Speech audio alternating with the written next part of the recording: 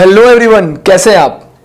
Negotiable instruments act के topic को आगे बढ़ाते हुए अब जो नेक्स्ट टॉपिक आया है, टॉपिक का नाम है चेक।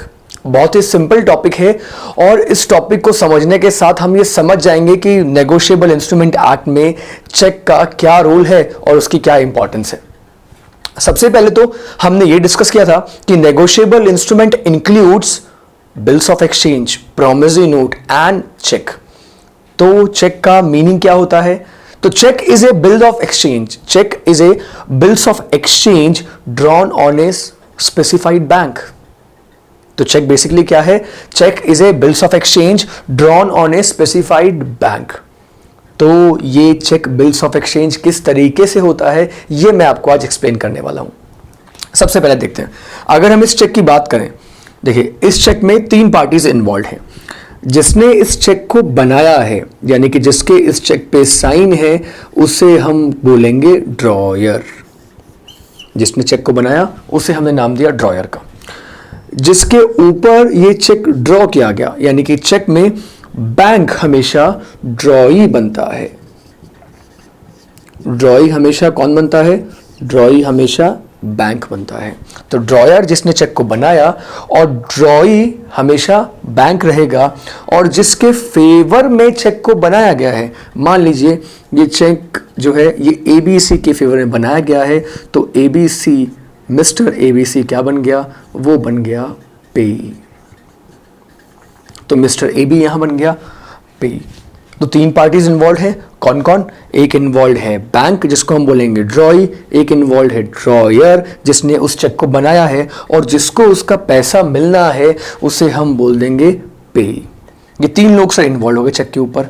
और यहां पे देखिए, यहां पे लिखा हुआ है और बियरर। यस, तो चेक जो है वो पेबल टू बियरर भी हो सकता है। ऐसा नेगोशिएबल इंस्ट्रूमेंट में, देखिए नेगोशिएबल इंस्ट्रूमेंट में ऐसा बिल्स ऑफ एक्सचेंज में नहीं होता। अगर मैं सिर्फ बिल्स ऑफ एक्सचेंज की बात करूं तो वो पेबल टू बियरर नहीं बन सकता। ऐसा प्रॉमिसरी नोट में पॉसिबल नहीं है। ऐसा पॉसिबल किस में है? ऐसा पॉसिबल सिर्फ चेक के केस में है। चेक पेबल टू बियरर बन सकता है। और सर क्या डिफरेंस है अगर मैं बात करूं कि चेक में और बिल्स ऑफ एक्सचेंज में क्या डिफरेंस है? देखिए बिल्स ऑफ एक्सचेंज की एक्सेप्टेंस रिक्वायर्ड होती है, लेकिन चेक की एक्सेप्टेंस रिक्वायर्ड नहीं होती।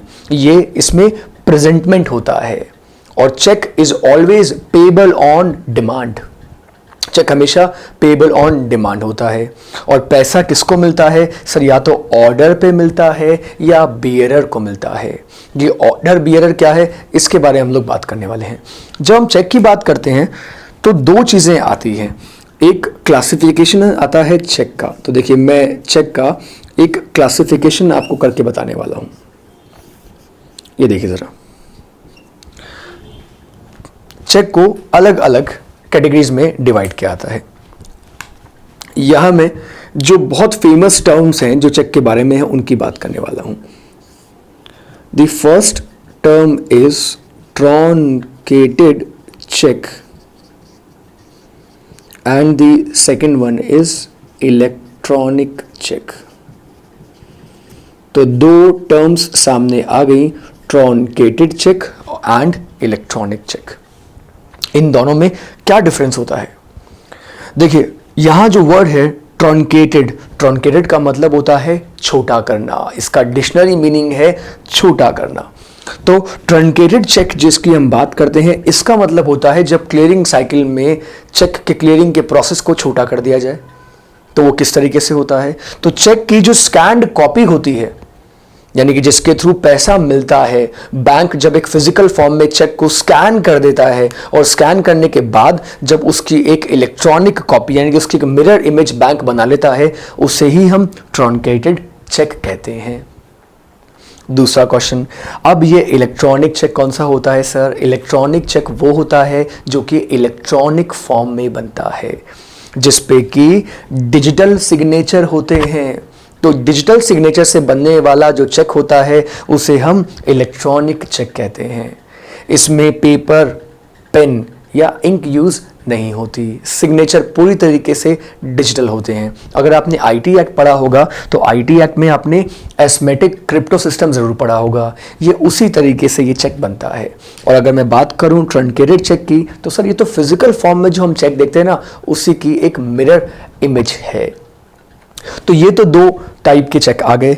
इसके अलावा सर ना, on the basis of crossing, यानी कि क्रॉसिंग एक क्राइटेरिया है, हम बोलते हैं चेक पे क्रॉसिंग होती है, तो मैं चेक के आपको कुछ यहाँ एक और कैटेगरी बता रहा हूँ।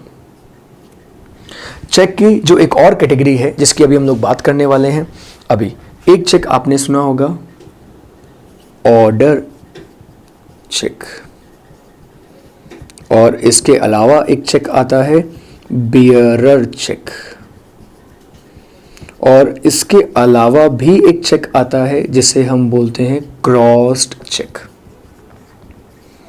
सो 3 तरह के चेक्स मैंने आपको और बताए, order cheque, bearer cheque and cross check.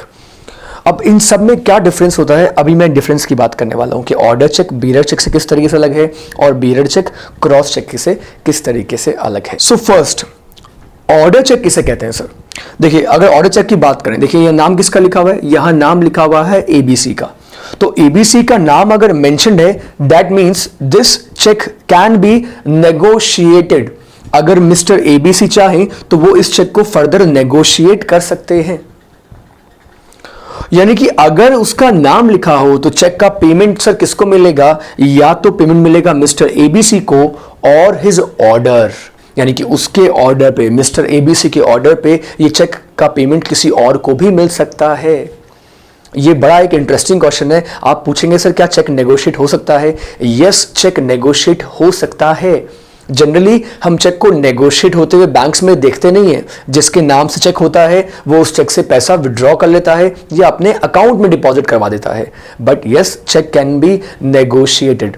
But negotiate कौन कर सकता है? जिसका नाम लिखा हुआ है उसके ऑर्डर पे चेक फर्दर नेगोशिएट हो सकता है। दूसरी हम बात करते हैं बियरर चेक की। सर बियरर चेक वो होता है जिसमें नॉर्मली किसी का नाम ना लिखा हो। अगर किसी का नेम मेंशन नहीं है उस चेक के ऊपर तो उसे हम बोल देंगे बियरर चेक।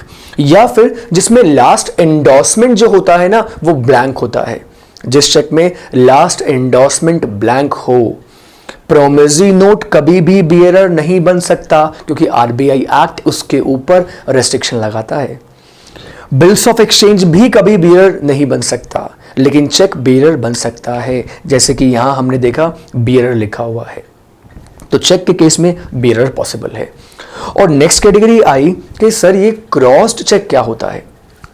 क्रॉस चेक वो होता है, ये देखिए क्रॉस चेक कुछ ऐसा होता है, यानी कि जिस चेक में अगर 2 लाइन ऐसे डाल रखी है तो इसका मतलब है that is a cross check.